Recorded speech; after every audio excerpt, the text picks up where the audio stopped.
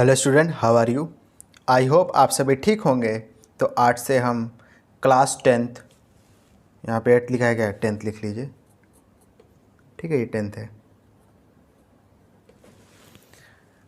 Class 10th ICSE ML Agarwal exercise 20 आपके सामने लेकर हाजिर हैं।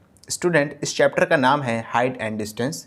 ये बेसिकली ट्रिग्नोमेट्री का एप्लीकेशन है, यानी ट्रिग्नोमेट्री को किस तरीके से डेली लाइफ में या वर्ड प्रॉब्लम के ज़रिए हम अप्लाई करते हैं, हम इस चैप्टर में वही बात जानेंगे। ठीक है, तो देखिए, ट्रिग्नोमेट्री का आपको रेशियो पता होना चाहिए। ठीक है, ट्रिग्नोमेट्री रेशियो जो बेसिक है, जो मैंने बताया है क्लास 9 में, वो सब आपको थोड़ा पता होना चाहिए। बाकी तो ये चैप्टर आसान है। देखिए, फर्स्ट क्वेश्चन क्या कह रहा है, देखिए, कह रहा है an electric pole is 10 metres high. कह रहा है एक इलेक्ट्रिक पोल है, यानी एक बिजली का खंबा है जो 10 मीटर लंबा है। If its shadow is 10√3 metres, उसकी जो परछाई है यानी शेडो है वो 10√3 मीटर आ रही है। Find the elevation of the sun. तो जो है सन का एलिवेशन बताइए। ठीक है, अब जाहिर सी बात है सन कहाँ होगा, सन जो है यानी सूरज जो है वो बिजली के खंबे के ऊपर दिखेगा। ठीक है, देखिए समझिएगा मैं कहना क्या चाह रहा हूँ। सॉल्यूशन, इस चैप्टर को करने से पहले आप अपनी थोड़ा इमेजिनेशन पावर बढ़ा लीजिए। ठीक है, बेसिक बातें हैं। ये चैप्टर तो बहुत आसान है, लेकिन इस चैप्टर में किस तरीके से डायग्राम बनेगा, किस तरीके से क्वेश्चन को शुरू करना है, ये सब बातें आपको पता होनी चाहिए। ठीक है, वैसे मैं बता रहा हूँ, कह रहा है कि बिजली का खंभा है जो 10 मीटर लंबा है।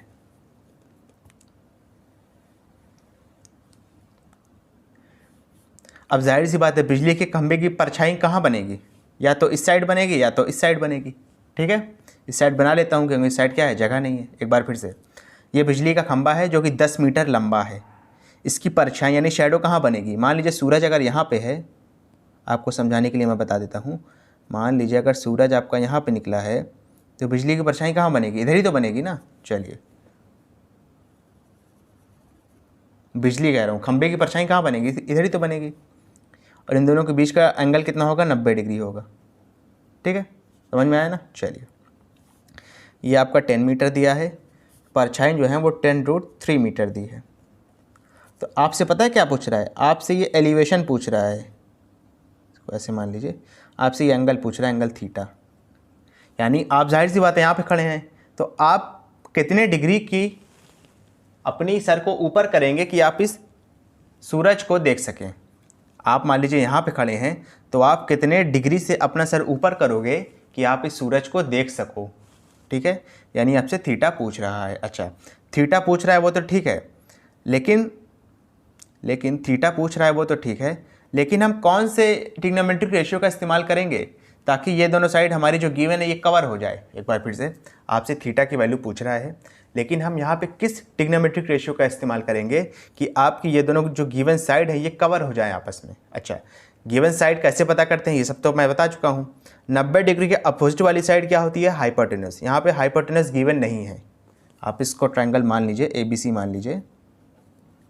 ठीक है, 90 डिग्री के अपोजिट साइड है AC, AC आपका हाइपोटेनस होगा।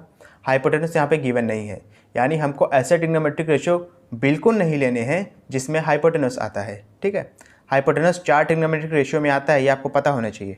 ट्रिग्नोमेट्रिक रेशियो का मैं यहाँ पे शॉर्ट फॉर्म लिख दे रहा हूँ, PBP पाकिस्तान भूखा प्यासा अपॉन हिंदुस्तान हरा भरा। अच्छा स्टूडेंट, कुछ बच्चे हैं जो पाकिस्तान से भी मेरी वीडियो देखते हैं, तो बुरा मानने की बिल्कुल ज़रूरत नहीं है, ये सिर्फ एक तरीका है। ठीक है, एक बच्चे का बहुत ही बेहुदा कमेंट आया था मेरी वीडियो के नीचे। ठीक है, शायद वो पाकिस्तान से थे, जो भी हो, लेकिन बेटा आपको समझना चाहिए, सिर्फ एक मैं समझ लीजिए तरीका बता रहा हूँ, मैं आपकी कंट्री को कुछ कह नहीं रहा हूँ।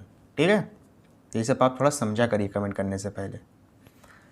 देखिए, PBP यानी पाकिस्तान भूखा प्यासा, हिंदुस्तान हरा भरा। जो पहला वाला रेशियो है ऊपर से, ये आपका साइन के लिए इस्तेमाल होगा, ऊपर से यानी P/H perpendicular upon hypotenuse, sign के लिए।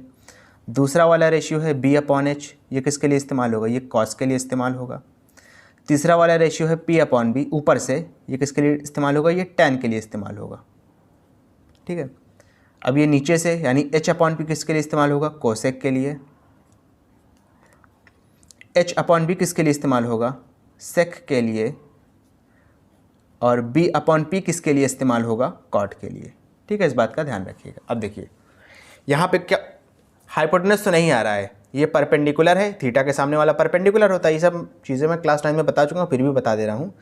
जो आपको एंगल पता करना है या जो आपका एंगल गिवन है उसके सामने वाला क्या होता है, परपेंडिकुलर होता है। अच्छा, ए बी परपेंडिकुलर हो गया, 90 डिग्री के अपोजिट वाला यानी कि ए सी हाइपोटेनस है, तो बी सी क्या हो जाएगा, बेस होगा ना, बचा हुआ बेस हो जाएगा। परपेंडिकुलर हाइपोटेनस पता चल गया तो बचा हुआ क्या हो जाएगा, बेस हो जाएगा।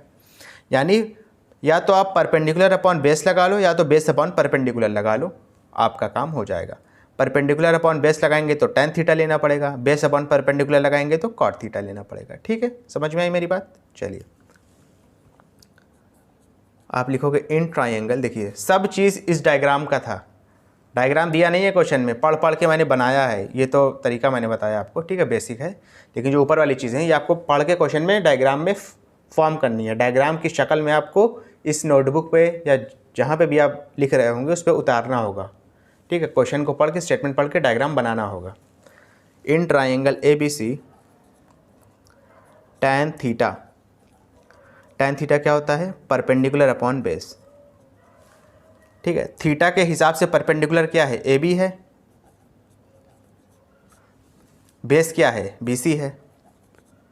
ठीक है, तो ये हो जाएगा tan theta is equal to, A B की वैल्यू कितनी है 10, बी सी की वैल्यू कितनी है 10√3, रिड्यूस हो गया 10 से 10, tan थीटा कितना आया 1/√3, ऊपर कुछ नहीं तो 1 है ना। अच्छा, ज़ीरो मत लिख देना, ठीक है, कुछ बच्चे ज़्यादा दिमाग लगा के ज़ीरो लिख देंगे, तो ज़ीरो नहीं होगा, 1 होगा ऊपर न्यूमरेटर में। ठीक है, 1/√3। अब देखिए थीटा के किस एंगल के लिए, थीटा के किस एंगल पे उसकी वैल्यू 1/√3 आती है। एक बार फिर से, थीटा के किस एंगल पे उसकी वैल्यू 1/√3 आती है। ठीक है, तो ये सब क्लास 9 में आपने पढ़ा है, नहीं पढ़ा है तो पता होना चाहिए। थीटा की 30 डिग्री पे उसकी वैल्यू क्या होती है, 1/√3 होती है। ठीक है, तो यहाँ पे थीटा की वैल्यू क्या आ जाएगी 30 डिग्री। ठीक है, वैल्यू पता होनी चाहिए आपको, वैल्यू के लिए आपके बुक में टेबल दिया होगा, आप उसको मेमोराइज़ करिए। नहीं आता है तो क्लास 9th, ठीक है, पूरी बाकायदा प्लेलिस्ट बनी हुई है, वहाँ पे जाइए, मैंने पूरा तरीका बताया है इसको याद करने का। ठीक है, यहाँ पे नहीं बताऊँगा क्योंकि काफ़ी बड़ी वो टॉपिक है, बताएंगे तो जाहिर सी बात है वीडियो की लेंथ शूट करके बहुत ज़्यादा हो जाएगी। ठीक है, tan theta is equal to 1/√3, theta की किस वैल्यू पे, थीटा की कितने डिग्री पे tan की वैल्यू 1/√3 आती है, तो वो 30 डिग्री पे आती है, यानी tan 30 की वैल्यू 1/√3 होती है। ठीक है, चलिए इसका फटाक से स्क्रीनशॉट ले लीजिए। इसके बाद जो है मैं इस एक्सरसाइज का आपको नेक्स्ट क्वेश्चन एक्सप्लेन करता हूँ, जल्दी से ले लो। ओके, समझ में आया अच्छे से। चलिए नेक्स्ट क्वेश्चन करते हैं इस एक्सरसाइज का। देखिए क्या दिया हुआ है आपको, ज़रा देखिए। कह रहा है the angle of elevation of the top of a tower from a point on the ground and at a distance of 150 metre from its foot is 30 degree. Find the height of the tower correct to 1 place of decimal. ठीक है, देखिए ये भी आसान है, देख लीजिए solution.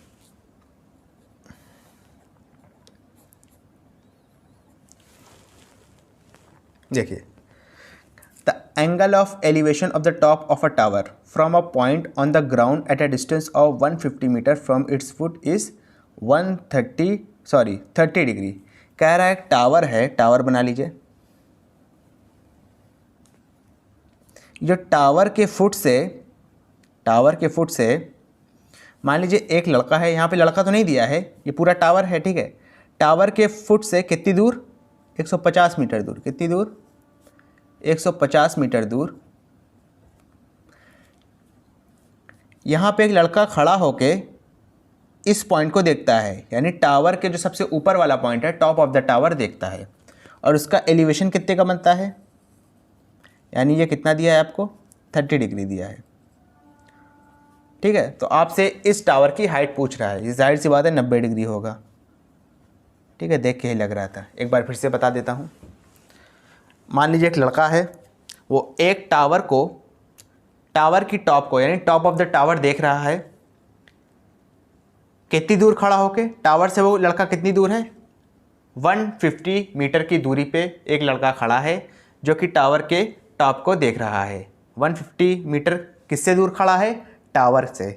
ठीक है, उसका एंगल ऑफ एलिवेशन कितना आ रहा है जब वो टॉप ऑफ द टावर देख रहा है 30 डिग्री, तो आपसे ये चीज़ पूछ रहा है, यानी कि टावर की हाइट जो है पूछ रहा है।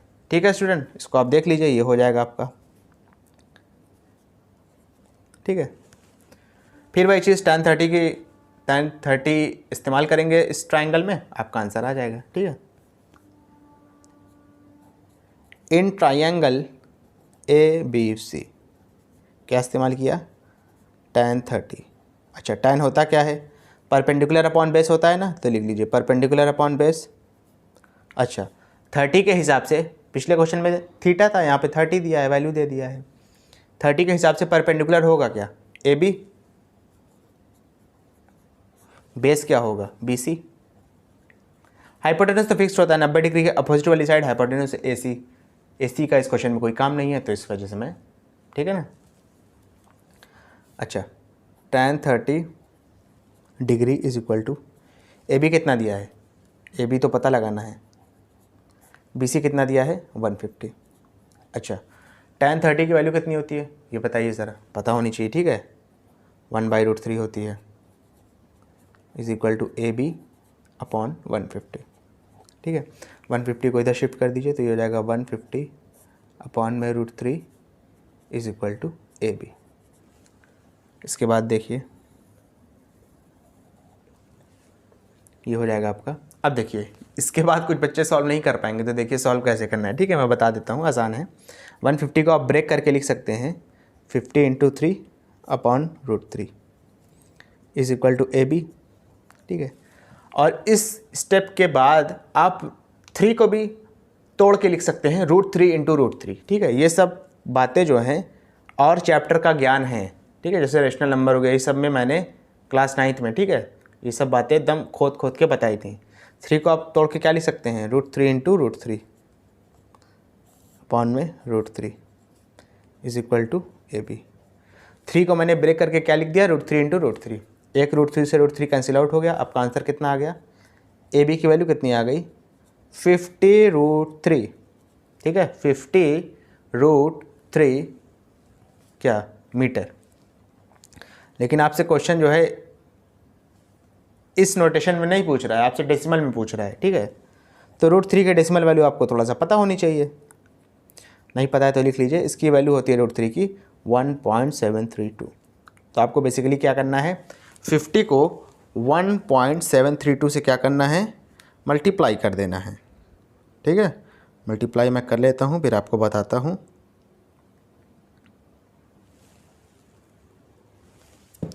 तो ये इसका आंसर आ जाएगा 86.6 मीटर। ठीक है स्टूडेंट, समझ में आया अच्छे से, ओके। चलिए आप इसका फटाक से स्क्रीनशॉट ले लीजिए, इसके बाद जो है नेक्स्ट क्वेश्चन में इस एक्सरसाइज का आपको एक्सप्लेन करता हूँ, जल्दी से लिख लो।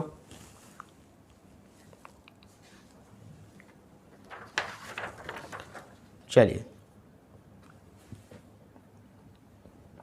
क्या दिया ज़रा देखिए, कह रहा a ladder is placed against a wall, अच्छा, such that it just reaches the top of the wall. कह रहा है एक सीढ़ी है, लैडर का मतलब सीढ़ी, जो कि एक दीवार पे लगाई गई है। अच्छा, अब मुझे बताइएगा, सीढ़ी कभी ऐसे तो लगाई नहीं जाएगी सीधा सीधा, ठीक है, जाहिर सी बात है क्या होगा, तिरछा लगाई जाएगी ना, इस तरीके से कुछ। सीढ़ी जाहिर सी बात है ऐसे लगाई जाएगी, एकदम ऐसे तो खड़ी नहीं कर दी जाएगी दीवार के अगेंस्ट में, ठीक है, ऐसे लगाई जाएगी, ठीक है, तिरछा, यही मैं बताना चाह रहा था। तो चलिए ये मान लीजिए आपकी वॉल है, ये वॉल है आपकी, सीढ़ी आपकी कुछ ऐसे लगी है, ठीक है। इसके बाद देखिए क्या कह रहा है, the foot of the ladder is 1.5 metres away from the wall. कह रहा है ये लैडर है आपका, सीढ़ी है, जो कह रहा है लैडर का जो फुट है यानी सीढ़ी का नीचे वाला हिस्सा है, ये दीवार से कितनी दूर है, कितनी दूर है ज़रा बताइए, 1.5 मीटर की दूरी पर है, ठीक है, from the wall, and the ladder is inclined at an angle of 60 degree. ये जो लैडर है ये क्या है आपका, इसको लिख लीजिए, ये लैडर है, लैडर का मतलब सीढ़ी। ये कितनी डिग्री पे इंक्लाइंड है, यानी ये जो है इंक्लाइंड जब भी कहेगा तो ज़्यादातर यही एंगल की बात होती है, ठीक है। इंक्लाइंड कितनी डिग्री पर है, 60 डिग्री पर है। Find the height of the wall, इस चीज़ की हाइट पूछ रहा है। ये दीवार है आपका, ये सीढ़ी है, सीढ़ी का जो किनारा है यानी जो सीढ़ी का फुट है, लैडर का फुट है, वो दीवार से कितनी दूर था 1.5 मीटर, और कह रहा था जो लैडर का एंगल ऑफ एलिवेशन है वो 60 डिग्री है। एंगल ऑफ एलिवेशन हमेशा इस एंगल को कहती है। ये तो फिक्स होता है 90 डिग्री पे, ठीक है। ABC ट्राइंगल लिख दिया। देखिए हर क्वेश्चन में इसी तरीके का डायग्राम बन रहा है, बस आपको क्वेश्चन पढ़ के डिकोड करना आना चाहिए और डायग्राम को बनाना आना चाहिए, उसके बाद तो क्वेश्चन कर ही लोगे आप। देखिए सोल्यूशन,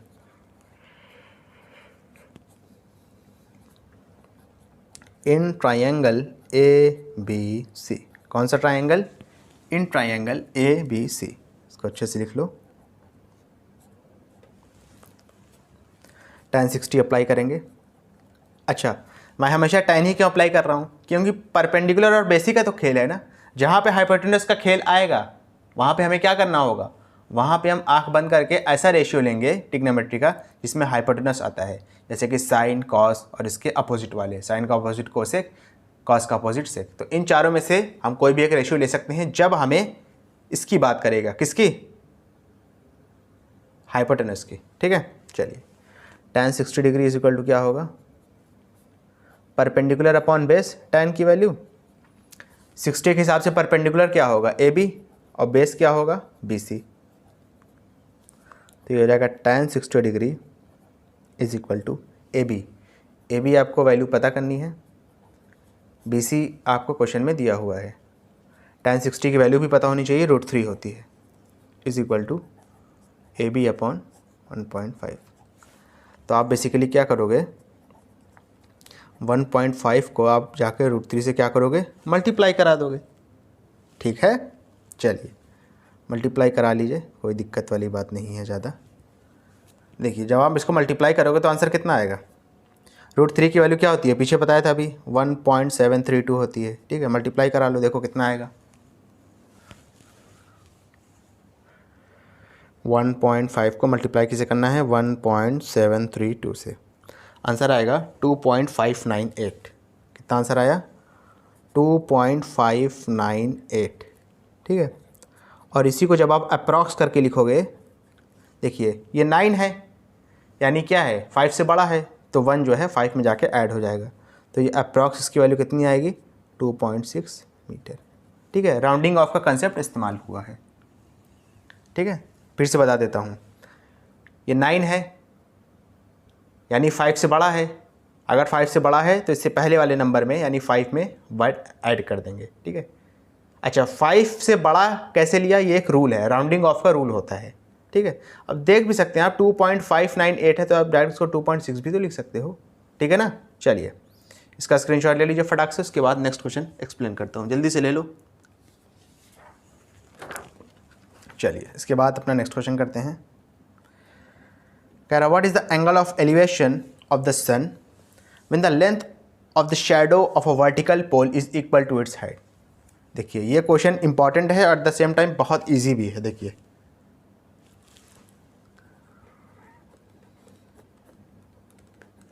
कह रहा what is the angle of elevation. Angle of elevation आपसे पूछा गया है सन का। कह रहा है जब शैडो और जो वर्टिकल पोल है उसकी हाइट बराबर है, यानी समझिएगा मेरी बात क्या कहना चाह रहा है। ये वर्टिकल पोल है, मान लीजिए यहाँ पे सन है, सूरज है, तो जाहिर सी बात है इसकी परछाई इस साइड बनेगी। क्वेश्चन में ये कहा है कि ये जो वर्टिकल पोल है और ये जो शैडो है दोनों की लेंथ सेम है, तो आपसे एंगल ऑफ एलिवेशन पूछा है, यानी आपसे ये एंगल पूछा है, थीटा पूछा है। आप इसको ABC मान लो, ये हमेशा 90 डिग्री पे होता है। AB और BC क्या है? सेम है, ठीक है। सॉल्यूशन, तो आप क्या लिखोगे? इन ट्राइंगल ABC। अच्छा AB और BC सेम है, ठीक है। कुछ मानना चाहो तो मान सकते हो, x दोनों को मान लो, ठीक है, उसमें कंफ्यूज नहीं होना है। AB और BC दोनों क्वेश्चन में सेम दिया हुआ है, इक्वल हाइट के हैं। In triangle ABC tan theta is equal to क्या होगा? Perpendicular upon base. थीटा के हिसाब से परपेंडिकुलर क्या होगा? उसके सामने वाली साइड यानी कि AB। बेस क्या होगा? नीचे वाली साइड यानी कि BC। हाइपोटेनस तो फिक्स्ड है, 90 डिग्री का अपोजिट वाला यानी कि AC, ठीक है। tan theta is equal to AB भी आपका, AB आपका क्या है? x है, BC भी क्या है? x है। एक्स से एक्स कैंसिल आउट हो गया, tan थीटा की वैल्यू क्या आ गई 1i। अब देखो थीटा के कितने डिग्री पे थीटा की कौन सी वैल्यू होगी जब आपको tan 1 देगा, यानी थीटा की कितने डिग्री वैल्यू पे थीटा की कितनी डिग्री वैल्यू पे tan की वैल्यू 1 आती है। ठीक है, तो थीटा जब 45 डिग्री होगा तो आपको tan 45 की वैल्यू 1 मिलेगी। ठीक है, ये सब आपको पता होना चाहिए। ठीक है, ये सब मैंने आपको प्रीवियस क्लास में बहुत एकदम जड़ से बताया था, इस वजह से मैं थोड़ा डायरेक्ट बता रहा हूँ। ठीक है, यहाँ पे जो है मैं सिर्फ इस चैप्टर का कंसेप्ट बता रहा हूँ आपको, इसके पीछे की कहानी नहीं बता रहा हूँ। ठीक है, थीटा की कितने डिग्री पे उसकी वैल्यू 1 आती है, तो जब 45 होता है, जब tan 45 होता है तो उसकी वैल्यू 1 आती है। ठीक है, तो थीटा इज इक्वल टू क्या आ जाएगा 45 डिग्री। ओके स्टूडेंट, समझ में आया अच्छे से? चलिए स्क्रीनशॉट इसका ले लीजिए, इसके बाद आपको इस एक्सरसाइज का नेक्स्ट क्वेश्चन एक्सप्लेन करता हूँ, जल्दी से ले लीजिए। चलिए देखिए क्या लिख दिया गया है, कह रहा from a point P on level ground the angle of elevation of the top of the tower is 30 degree. Okay, if the tower is 100 metre high, how far is P from the foot of the tower. वही वैसा ही question है। ठीक है, देखिए जल्दी से इसको कर देता हूँ। एक ही कंसेप्ट पे जो है क्वेश्चन दिया है आपकी बुक में। वैसे इस कॉन्सेप्ट पे ज़्यादा क्वेश्चन बनते भी नहीं है बोर्ड लेवल के हिसाब से, कंपटीशन में जाएंगे तब तो क्वेश्चन ही क्वेश्चन मिलेगा आपको।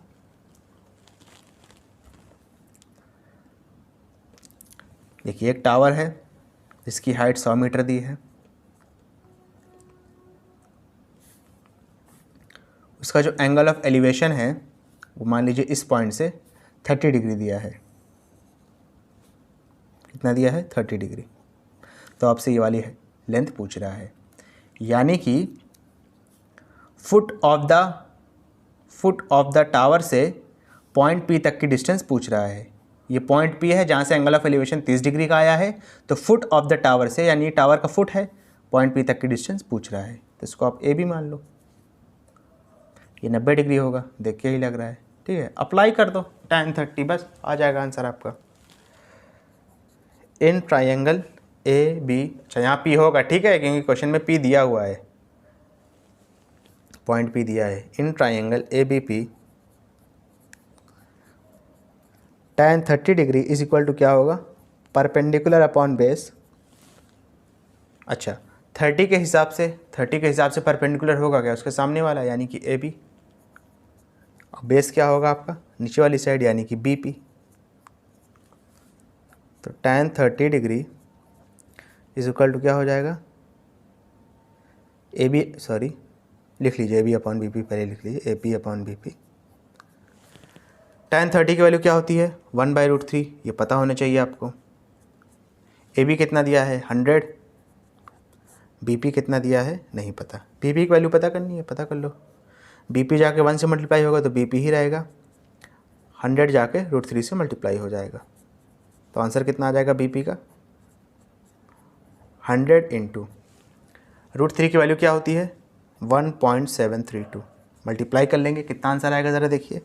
BP इज इक्वल टू आ जाएगा आपका, एक मिनट जी, 173.2 आ जाएगा। कितना आएगा 173.2 मीटर। मल्टीप्लाई तो कर लोगे ना, नहीं कर लोगे तो देखो यहाँ कितनी गिनती है, सॉरी कितने ज़ीरो हैं, 2 ज़ीरो है ना, तो ये पॉइंट जो है 2 गिनती के बाद शिफ्ट हो जाएगा, यानी 3 के बाद लग जाएगा। ठीक है, ये भी एक ट्रिक होती है। स्टूडेंट अगर आपको ये वीडियो पसंद आई हो तो इसको लाइक करें, कमेंट करें, शेयर करें, और इस वीडियो को उन बच्चों तक ज़रूर पहुँचाएँ जो कोचिंग को अफोर्ड नहीं कर सकते। Thank you.